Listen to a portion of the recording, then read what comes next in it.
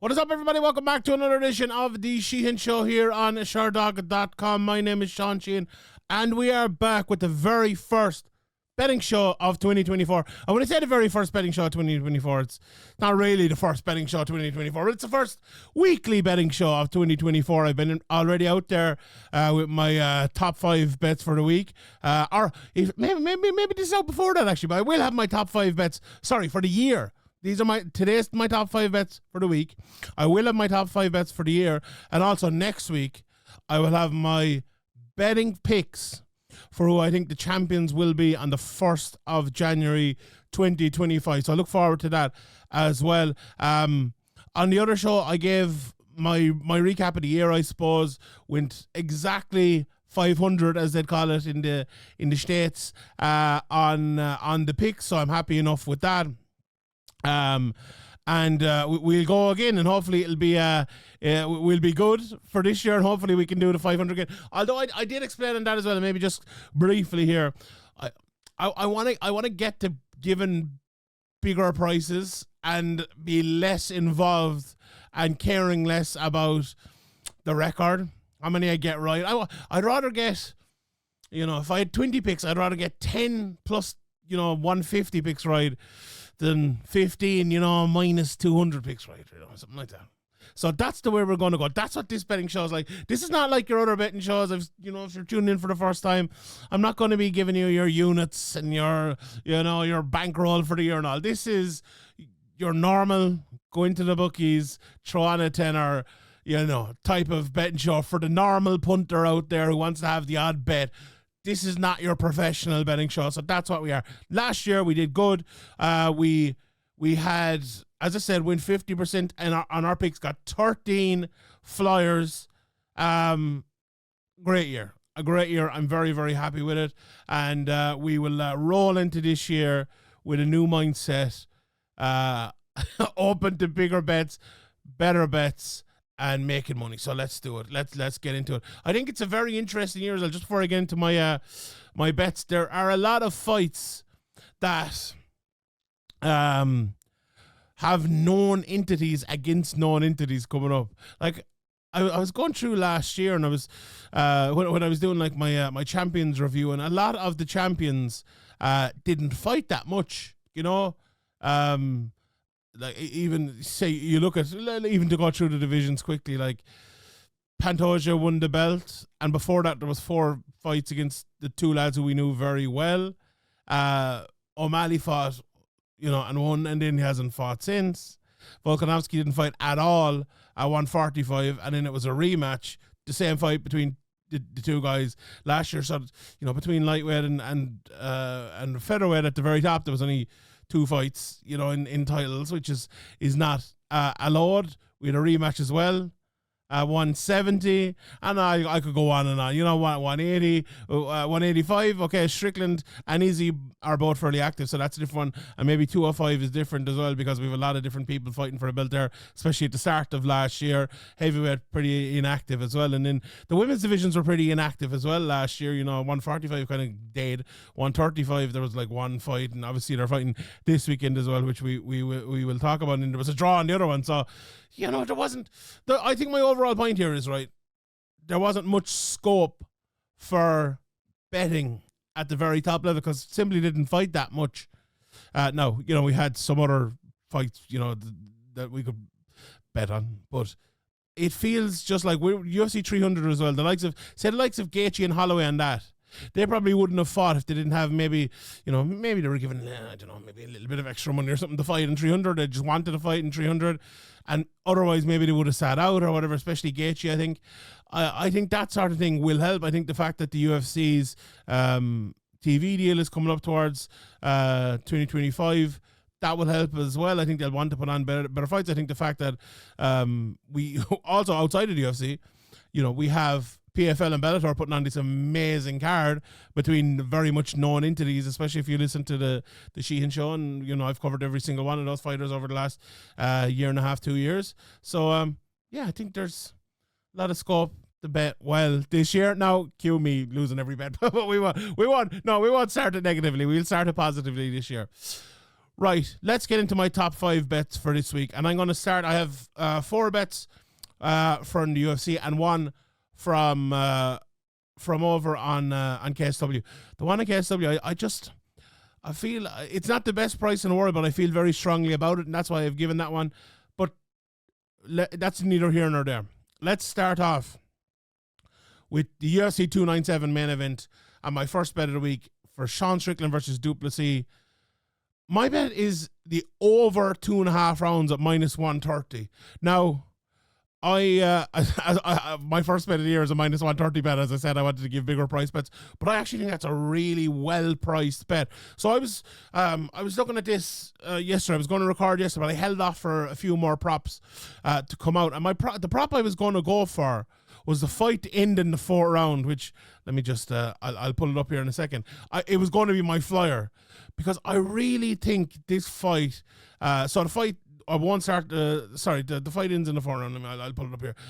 Strickland wins in the 4th round is plus 1,400 was one of them I was looking at. The fight ends in round number 4 is plus 900. So that was going to be my flyer, because I really do think both of these guys are almost designed to take each other longer and to go longer themselves in this sort of fight. And what I mean by that is, right, let's talk about how both of these guys win the fight. I think Du Plessis will realize against Strickland that he needs to make him pay, but he can't output too much too early, because if he does that, he'll end up, remember, like, what was your name of your man he fought, the guy he came in who'd won UFC fight and fought him and did well for the first round, and he was just tired, and the second round he couldn't go up with him, Abus Magomedov, was that his name? Yeah, him. You could end up like him, and better fighters than him will end up like him against a guy like Sean Strickland. And watching back Du Plessis, I think we don't give him enough credit for the power he has, and I don't think we give him enough credit as well for his ability to actually carry on fighting. He's a guy. What I mean by that is he's a guy who looks tired a lot, but then keeps going at it. Now I was talking to someone the other day after doing a podcast on it, and they corrected me. I said he'd never been in a 5-round fight before. Although I did kind of correct myself and saying he's prepared for a couple. He has prepared for a couple. He's never gone there. So there's definitely part of that. And when that's a part of it, right? When you've never gone there, you've prepared before. I think you get in, and this is a team that I have talked about many times on many different podcasts that I have noticed. When you get into a 5-round fight and you've never been the 5 rounds or 4 rounds, even if you've done it once or twice and you get to a championship fight, it's a little bit different. And you fight differently. So I think for Du Plessis here, if he went out and if he went guns a-blazing trying to knock out Sean Strickland, he knows he's going to wear himself out a little bit. So I think he's going to take it like a little bit of a step back, pick his shots a little bit more, which is going to allow the fight for me to go a little bit longer. That's why I think he's going to have to pick him off, and it's going to take a while, and it could, it's going to start to tell. If it goes well, right, and I'm talking about from Du Plessis' point of view here now, if it goes well, I think Strickland will start to show the damage in the 3rd, 4th, 5th sort of rounds. Right, so that's, in my opinion, how Du Plessis is going to fight and how he wins the fight if it goes well. How does Strickland win the fight if it goes well? Well, Strickland's going to do what he does. He's going to jab you at Du Plessis, as we saw in the Robert Whittaker fight. He's not the best defensive guy when someone jabs at him. He's pretty open to it, and that's what Strickland is going to do. He's going to keep him at the end of his jab. He's going to try to drag him into that war, but I think Du Plessis as well, he's a tough guy. People need to remember as well, I saw someone showing a clip of Du Plessis like getting clipped or something in training, and they were like, how did he get to this level? How is he in a title fight? The division is terrible. Now, the division is pretty terrible, but this guy was fighting in KSW against Roberto Soldic. This guy was fighting really good fighters before he got near the UFC. And he's fought some good fighters in the UFCs, obviously Robert Whittaker and others as well. It's not, sometimes we look at a guy and sometimes it's hard to see why they are successful. But we need to maybe just ignore that at times and look at the fact that they are successful and their style works in a certain way against certain people and in certain divisions as well. And if you are to add that together, right, for du Plessis and put it in there against Strickland, like, is he going to be an easy out for Strickland? Like, is Strickland just going to go in there, jab him and knock him down and knock him out? I don't think so. No, mate. And look, anything can happen in MMA. This could be a first round knockout. Look, we know that. That's a proviso. But I'm giving my logic as to why I'm picking this bet. And I just think that Strickland's winning game and du Plessis' winning game are both going to take a long time. I'll explain for du Plessis, but for Strickland, as I said, not going to knock him out with one jab. Not going to knock him out with one right hand down the middle. He might hurt him with one right hand down the middle, but du Plessis, I think, will survive and can survive. And will survive through 2, 3, 4 rounds. And Strickland will realise that. Strickland will continue to fight his game, but he also won't take like big chances. We saw, this clip going around as well. I think it was Saif Sayoud did a great job of breaking down how he landed that right hand against Izzy, waiting for the left hook to come. That's smart. He set that up through a whole round. He's the type of guy that does that. He mightn't be the smartest guy in the world the way he talks and the way he does interviews and this act he plays, but he's a smart tactical fighter and he's a very smart tactical coach in Eric Nixick as well. And he will be prepared to do that. And he'll be prepared to do it long term. So I think this is going to be a fight where one guy in du Plessis is not going to fight at the pace he normally fights at. And Strickland is going to fight to set things up over long term throughout the rounds. To win rounds and maybe, obviously try to get the finish as well. There's no doubt about that. But I think it's going to be hard to get that finish early. And that's the reason I'm going for the over. 2.5 rounds. I think it's a pretty good one. The mid part of the third round, minus 130. I really like that. I really think this is a fight that either goes to a decision or finishes in the 4th or 5th round, something like that. So there you go. If you want my pick on it, and looking at the prices as well, I think they're interesting. They're very, very similar. du Plessis plus 110, minus 135 for Strickland. I'm going to go for Strickland as my pick in the fight. I just think watching them both back, I can't ignore the way Robert Whittaker landed his jab on du Plessis. Now, du Plessis won that fight, absolutely. In a way, he's not going to win the Strickland fight. He could win the Strickland fight in a different way, but he's not going to do what he did to Whittaker. The way that Whittaker is, he kind of broke that kind of half-step attack that Whittaker takes. It's going to be different against Strickland. But the point is, I think Strickland can land jabs in a very similar manner to the way Whittaker landed them. As I said, not at as great a clip, maybe. And I just think that's going to be the major factor in the fight. I really do. I don't think there's going to be a lot of wrestling here. No. I saw a few people put out there that maybe du Plessis would have some success at wrestling. I wouldn't rule that out, right? I wouldn't rule it out. No, do I think it'll happen? No. I feel like this is going to be 5 rounds of striking. It may be a trip here, or someone gets knocked down here and someone gets on top. But I do think it's going to be 5 rounds of striking if it goes that far, obviously. And I just think the 2 key factors for me. The jab is the biggest one, but in my opinion, the second biggest one is the way du Plessis fights. Right, is very much.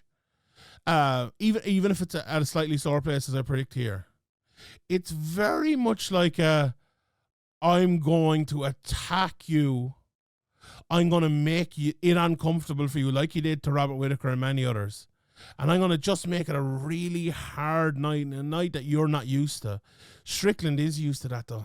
Like Strickland, we all hear the stories about Strickland sparring, and he spars to train, and he spars for cardio, and he spars for everything. He will be well used to that, and he'll be happy to fight that way. So if that's a big factor as well, I think Strickland has the advantage there.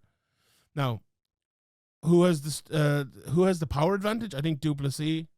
Who carries the power longer? I think du Plessis as well. So, he has his advantages as well. But I'm going for Strickland. I actually like that minus 135 price as well, to be honest. But that's not my first bet for the week. My first bet for the week is the fight to go over 2.5 rounds at minus 130. Right. Second bet of the week is my KSW bet. And it is for Wrzosek in the heavyweight division. And he is minus 163 to beat Ivan Vitasovic. A very, very interesting, and this is the main event over in KSW. He's a very interesting guy, this Wrzosek. He's only 3-0 fighting a guy who has 18 fights, which is immediately probably red flags for a lot of people. They're like, what, Shadi, what are you talking about? What are you giving this? But this guy is a 31-year-old former Glory fighter. He's beaten Badr Hari. Really, really dangerous on the feet. Again, I'll talk about the jab, a really good jab, a really good left high kick. Look, he does get hit, and he has been knocked down a few times, even in his 3 fights, but he does it because he's such a raw attacking fighter. You know, he's a submission in there as well, in his last fight, so he's getting better at all around MMA. But I think his opponent here, although, you know, he's not the worst fighter in the world, he is a striker. Doesn't have the best ground game. You know, he's lost 5 times by submission, which will which will tell you a lot, I suppose. But you know, he's a good fighter. He's a former FNC heavyweight champion.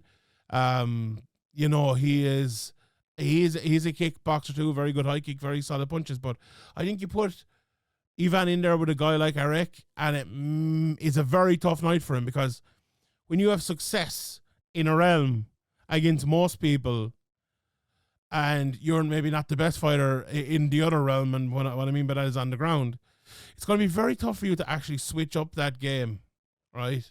Especially against a guy who's shown he has bits and pieces on the ground as well.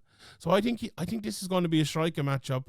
I think Vitasovic is going to look at the last couple of fights, see the way Arek took a load of those shots, and think, well, I can do the same. And I think it's not going to work for him. And the main reason I think that is because he is a counter fighter, and Arek is an attacking fighter. So Ivan usually fights on the outside.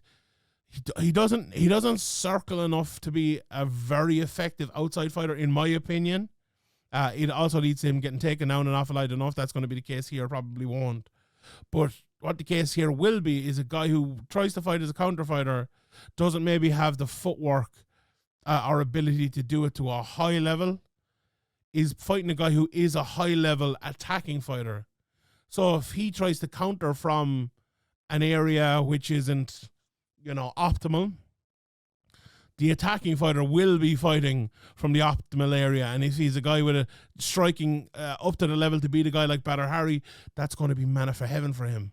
So I watched a good few of their last few fights. Obviously did a preview. If you haven't checked out the preview, please do. And I just think Arek is a really good prospect in that heavyweight division in KSW. They'll want to put him on some of those big fights and put him in there with, you know, some of their very, very good heavyweights, including maybe the champion Phil DeFries in a couple of fights. And I think they're building him with this fight.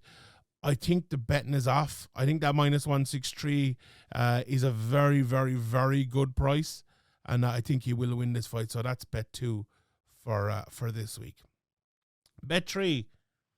I love this price on Sean Woodson, and it's plus 150. Again, we're gonna. This is where we start going for the plus money. So the next 3 bets, all plus money here. Sean Woodson is fighting Charles Jourdain in a fight of guys with 2 similar enough styles, but you know, Charles Jourdain 15-6. He's won his last 2 fights in a row. Against Ricardo Ramos and Cron Gracie. That Cron Gracie fight was, you know, was it the worst fight of last year? William Knight is the only one who would have a say over that, I think. But you know, he lost to Nathaniel Wood, lost to Shane Burgos before that. Has some good wins, but I really like the way Sean Woodson fights. He's 10-1-1.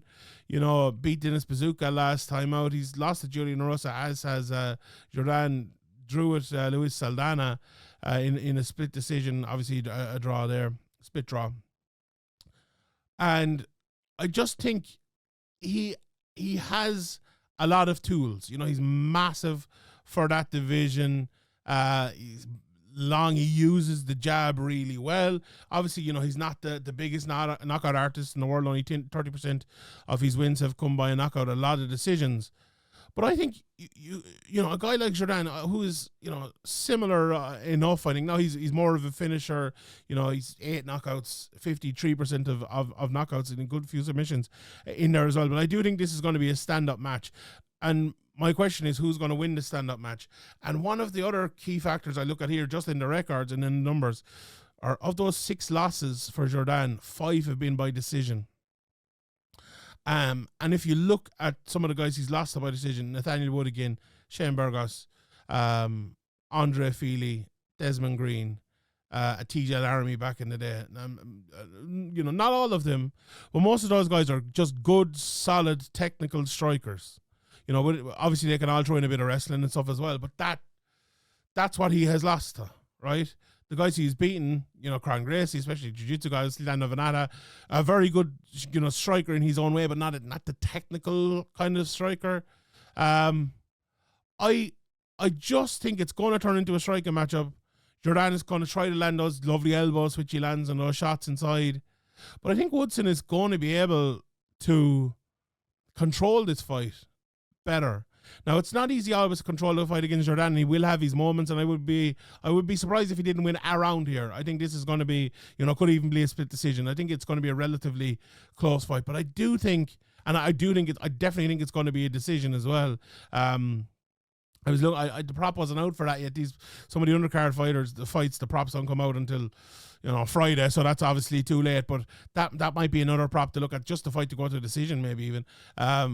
But I do fancy Woodson. I just think that jab, the right hand down through the middle, his length to keep him safe, is just going to be, and those 3 things, just maybe too many hurdles for Jourdain to get over to have a lot of success that he's going to need. Like, I do think if it goes to decision, Woodson is definitely winning. How would he turn that around from me saying definitely? He would turn it around by landing probably 3 or 4 of those big elbows throughout the fight, by getting to Woodson more than anyone has got to him before. I just don't think he will. I think Woodson is a higher level fighter than people give him credit for.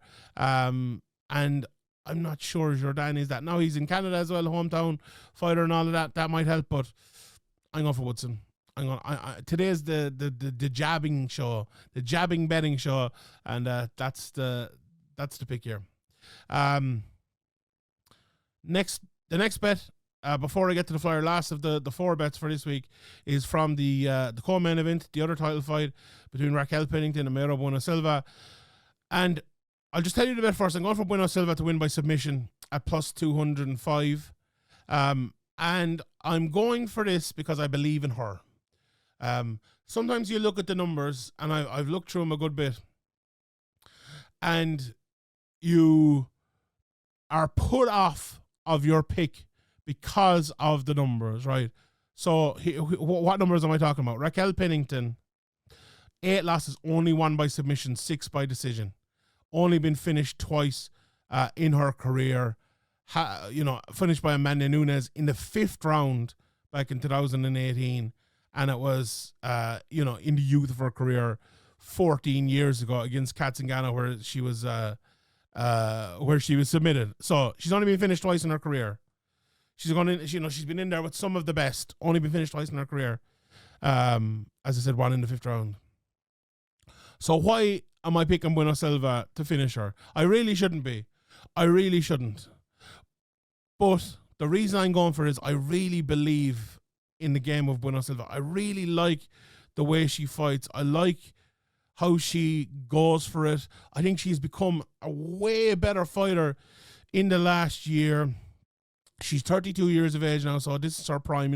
Pennington 35, a little bit older. I'm not saying she's past it or anything like that. There's no doubt about that. But I just think she's had some tough fights. She has had some setbacks, obviously, going up in weight class and all of that. She's lost to people who aren't on the level of a UFC champion, or well, anyway, Firo is Marin Moroz. He's a draw with Montella De La Rosa, and absolutely not. But I think what she did to Holly Holm, the win before that against Lena Landsberg, the win before that against Stephanie Egger, 3 submissions. Obviously the no contest against Holly Holm now has been overturned. But I just think the game she has designed for herself, where her striking has improved, And she will wait and wait and kind of walk herself into an area where she can get you in a bad position to submit you. That is her game now, and I think she's very good at it. And the way she does that, right, is by having very little respect for the game of her opponent. Now, that can be a dangerous thing, especially against someone, say, like a Holly Holm. She had no respect for Holly Holm striking. She just, okay, I'm gonna strike with you. I'm gonna eat a few strikes. I'm gonna take you down, and I'm gonna submit you. I think she can do that to Rocky Pennington as well. I think, I like Rocky. She's a very good all-round fighter. She's good, she can jab, she can strike. She's very good cardio, can go for days, 10 decision wins, but she's only one win via knockout. Does she have the power to stop Bueno Silva from being kind of that juggernaut and just walking her down and submitting her? Does she have that power? I don't think she does. I don't think she does. And I think Bueno Silva is going to turn those numbers upside down. I think she's going to go in there, and I think she's going to submit her. So there you go, plus 205. Mayra Bueno Silva to win by a submission. Right, so the flyer of the week. The flyer of the week, I accidentally clicked my flyer of the week, and then I was like, hold on, is that correct? So my flyer of the week, I'll be honest with you here. My flyer of the week was going to be Neil Magny to win by decision, right? So that was my thoughts before the props came out, and then I looked at the props and I clicked it, and I clicked plus 450, and I was like, I'm after clicking the wrong one. I'm after clicking Mike Malott to win by decision, and I think that's actually a better bet than Magny to win by decision. So Magny to win by decision is plus 575. Malott to win by decision plus 450. The reason I was giving it as a flyer, right? If I was to give you my pick for this fight, I would probably give you Mike Malott. I'll be honest. Just because he's the coming guy, he's 10-1 in his career now. Okay, he's never won by decision. We'll get to that in a second, but I that would have been it. The flyer on the other side of it, then I think people are kind of looking down on Neil Magny because of what has happened recently. Ian Gary obviously gave him a tremendous beating in his last fight, but what was the outcome of that fight? That was a decision for Ian Gary. And Ian Gary did everything good. It was a smash. There's no criticism of Ian Gary there at all. It's actually a compliment towards Neil Magny. If you look at his record before that, he won against Philip Rowe. Okay, he lost to Gilbert Burns and he lost to Rachmanov, two of the very, very best in that division. But he beat Daniel Rodriguez, beat Max Griffin, beat Jeff Neal, lost a decision to Chiesa, beat Lawler, beat Anthony Martin, beat Li Zhangyang, and then we're back to Ponzinibbio in 2018, when he was a very, a different fighter, you would say. Magny's gone to a decision 20 times in his career. That is an awful lot. Okay, of his losses, 8 have been inside the distance, 3 by decision. He doesn't lose loads by decision. But I just think we need to give Neil Magny a little bit of extra credit. Like, Mike Malott is a good fighter. There's no doubt about that. His last couple of wins, he won by submission early enough. He's won, all of his fights. Obviously, all of his fights have ended inside the distance, apart from that one draw he had back in 2015 in Bellator. The reason I'm going for this, and look, it is the flyer as well, and it's almost like a half flyer here. The real flyer would be Magny to win by decision, right? But I think at plus 450, instead of betting on Magny's instead of betting at plus 575 on Magny's toughness, getting him to the end of the fight and win him in decision, I'm betting on Magny's toughness at plus 450 to get him to the end of the fight and lose a decision. And I think that's a much more doable bet. So not to go mad with the flyer, maybe to ease ourselves into a flyer at the start of the year. I really like that. I feel like Malott's going to go out and he's going to put it on Magny, going to do his best to either knock him out or take him down and submit him. But I think Magny's going to hang in there. He's going to defend, just like he did against Ian Gary. Like, is Mike Malott a better fighter than Ian Gary? I don't think anyone would argue that nearly at this stage. I really think Magny's going to hang in there. I think it's going to go longer. I very much think this fight could go to a decision. And plus 450, Malott to win the decision. I like that a lot. Right. Let's recap, or let's look at some of the other bets for the weekend. First of all, in KSW, a couple of bets I'd give you. Minus 200 for Damien Stasiak against Adam Saldev. I do think that is the bet there. It's a relatively good price, I think, for the matchup. I like Gino Van Steenis. He's plus 105 against Hugo Du. He's Costello Van Steenis' brother. He's a good fighter. I think that's a pretty good price there. And I think I favour the favourites in really all of the other fights there as well. Maybe Tuncheva at plus 200. She's not a bad fighter, but her opponent is pretty good at minus 275 Wozniak. So yeah, probably go with the favourites in that one. In the UFC then, honestly, I could have had 7 or 8 bets this week in the UFC. I really like a lot of these prices here. And here's a couple of them. I like Sam Patterson. He's the underdog. He's up to plus 125 in some places against Johan Lanise. I like Lanise. I always look at him and think he should have more knockouts than he actually does. Let me just pull up his record quickly. So he's 9-2. And he has 6 knockouts, which is pretty good. But he lost to Mike Malott last time out.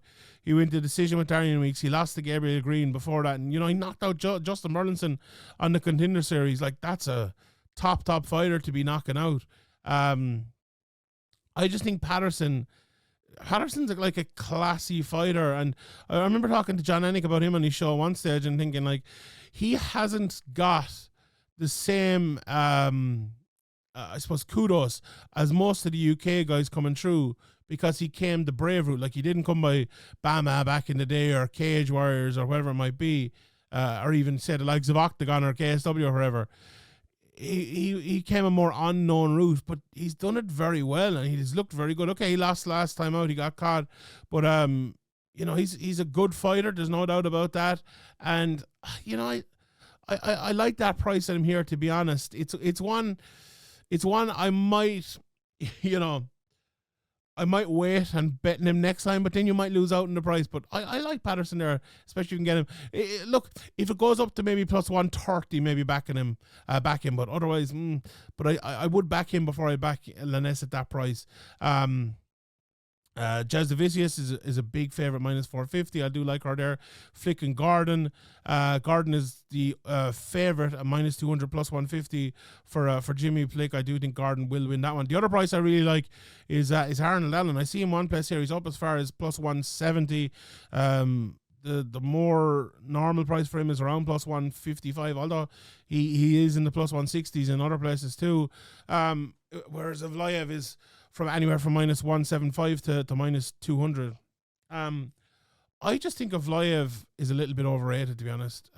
He's very good. He's 17, 18 and 0. See, let me just check here. He is 17 and 0, yeah. I think he's a good fighter, right, and a very good fighter, but I think Arnold Allen is a very, very good fighter too. He's strong. I think I was talking to my colleague Ian O'Neill the other day, and he reckons Evloev is going to wrestle him. I think Allen could wrestle Evloev. Now, I don't think necessarily he will, but I think he could. Like, he's strong, and I think he should try to take him down. But this is going to be a fun fight. I'm picking Aaron Allen in that one. I like that price, and I think he'll get it done. My guy Ireland's own Brad Katona is in here as well, minus 180, plus 145 for Garen Armfield. I think that should maybe be a little bit closer. I think that's a very much a pick-em fight. I like Barry Alt as well as an underdog here, plus 150. I was surprised enough to see that. Chris Curtis is a very, very good fighter, and I think there's a lot of close fights in this card, really. I really, really, really do. But yeah, I would nearly go for Barry Alt there just because he is that plus money price. And in the top 3 fights then, again, we've talked about Malott versus Magny, but some of the other bets there you might be looking at, if you do fancy Malott to get the knockout, plus 300, or to get the submission, plus 110. Interesting, Magny, has been submitted a couple of times, but submissions are less likely at the very top level of MMA these days. To only be plus 110 there, plus 100 in some places, is not absolutely amazing. So yeah, that's an interesting one. The straight up betting on that is plus 220 for Magny, minus 275 for Malott. Probably just about right, maybe. The co-main event in Bueno, Silva is the favourite, minus 170, plus 140 for Rocky Pennington. Look, if Rocky does it, how's she going to do it? She's probably going to do it by winning a decision. I think most people would agree with that. She's plus 265 to win a decision. So if you fancy her to win it, that's the one I would be telling you to go for. I don't think she's going to knock her out, plus 1,800 in some places, plus 1,000. I don't think she's going to submit her, plus 900. Silva, could she get the knockout, plus 850? The submission, I think, a lot more likely, plus 205. Love that price. Really, really like that price. I like a couple of the unders here as well. The under 2.5 rounds at plus 205. I like that an awful lot. Because if my bet doesn't come true, if Bueno Silva doesn't submit her, okay, that's not going to be a great price. But I think she will. I really do think she will. Even the under 3.5 rounds at plus 133, I like that a lot. Now, these fights, the women's championship fights do tend to go long, especially when there's someone like Pennington in there. So maybe I have the call wrong on it. And absolutely, as I said, the numbers go against what I'm saying. But I believe in Silva. I believe in her. And in the main event, the straighter price is minus 135, plus 110, with Du Plessis being the underdog, and Strickland being the favorite. What's the Strickland by decision price? I think that is a more likely, probably the most likely outcome here. I would say that price is plus 370 in some places, plus 300 in others. So a pretty good price. If you like Du Plessis to win by decision, it's plus anywhere from plus 600 to plus 1,000. So a very, very good price there. The Du Plessis knockout is around plus 295. As low as plus 200 in some places. Strickland to get the knockout around the same, around plus 200. No one favors the submission here. Du Plessis plus 550, plus 1,100 for Strickland on the submission. So that's interesting. As I said, the over and under is the bet I like. The over 2.5 rounds is minus 130. If you fancy it even to go a little bit longer, if you fancy the fight to start the 4th round, plus 102, the fight start the 5th round, plus 164, I wouldn't put you off those bets at all. I think they are pretty good prices in a relatively pick 'em fight. Although I do fancy Strickland. I do like him at that price of minus 135. So that's it. Those are most of the prices from this week. I'll just recap my bets before we go. So as I mentioned there, Strickland versus Du Plessis over 2.5 rounds at minus 130. Wrzosek at minus 163 over in KSW in the main event. I'm going for Sean Woodson at plus 150 in his fight with Jourdain. I'm going for Mayra Bueno Silva to win by submission at plus 205. And at plus 450, Mike Malott to win a decision is my first flyer of 2024. All right, everybody. Enjoy the fights this weekend. Thank you very much for tuning in. If you haven't subscribed yet, please do. Click the like button as well. Click the notification bell. All those things really, really help to spread the show around, to get more people listening. And the last thing I ask you, in the comment section below, give me your one bet for this week. UFC 297, who is your nap? Who do you think is going to win? And who do you think is the best price? All right, everyone. I'll leave it there. My name is Sheehan for Sherdog.com, and I'll see you all next time.